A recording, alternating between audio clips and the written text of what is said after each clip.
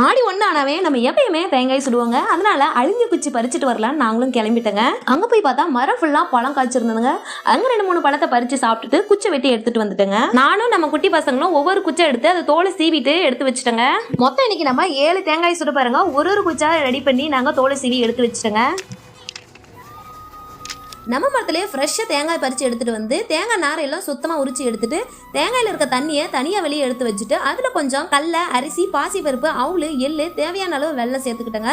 எடுத்து வச்ச தேங்காய் தண்ணியை ஊற்றிக்கிட்டு கொஞ்சமாக மஞ்சள் எடுத்து தேங்காய்க்கும் குச்சிக்கும் பூசி விட்டுட்டு நாங்கள் எல்லாருமே தேங்காய் சுடுறதுக்கு கிளம்பிட்டோங்க. சேலத்தில் இருக்க நாம எல்லாம் ஏன் ஆடி ஒன்னானா தேங்காய் சுடுறாங்கன்னு தெரியுங்களா? அதர்மத்துக்கும் தர்மத்துக்கும் இடையிலான மகாபாரதம் போர் நடைபெறுங்க. ஆடி 1ஆம் தேதி தொடங்கி 18 நாட்கள் நடைபெறும். மகாபாரதம் போரும் 18ஆம் நாள் அன்று முடிவுக்கு வரும்.